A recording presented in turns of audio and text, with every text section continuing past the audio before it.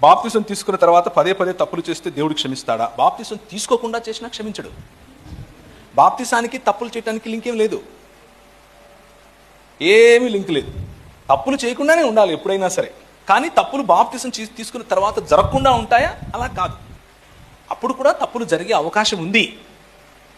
అప్పుడు కూడా మన బలహీనతలు మనపై ప్రభావం చూపే అవకాశం ఉంది. కానీ బాప్తిసం తీసుకునే సమయంలో మనం ఏం చేస్తున్నామంటే పరిశుద్ధాత్ముడిని ఆహ్వానించి, నేను ఈ లోక మర్యాదకు, ఈ లోకంలో ఉన్న బలహీనతలకు చచ్చిపోతున్నాను, ఇప్పటి నుంచి నేను క్రీస్తు కోసమే బ్రతుకుతాను అని నిర్ణయం తీసుకుని ఆయన మీద ఆధారపడుతున్నాం.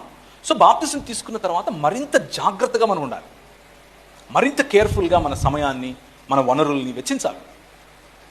సో కేర్లెస్గా ఉండకూడదు. దాని అర్థం బాప్తిసం తీసుకోకముందు మనం విచ్చలవిడిగా బ్రతకమని కాదు. అప్పుడు కూడా జాగ్రత్తగానే ఉండాలి. బాప్తిసం తీసుకుని లోకంలో జీవిస్తే వచ్చే పరిణామాలు ఏమిటి? పరిణామాలు ఏముంటాయి? ఎప్పుడైనా సరే బాప్తిసం తీసుకున్నా బాప్తిసం తీసుకోకపోయినా లోక మర్యాద చొప్పున బ్రతికితే మనం దేవునితో సంబంధాన్ని కోల్పోతాం. దేవుని సంబంధాన్ని ఎంజాయ్ చేయలేము. దేవుని సంబంధంలో దేవునితో ఫ్రెండ్గా బ్రతికితే చాలా ఎంజాయ్మెంట్ ఉంటుంది, ఎంత పీస్ ఉంటుంది.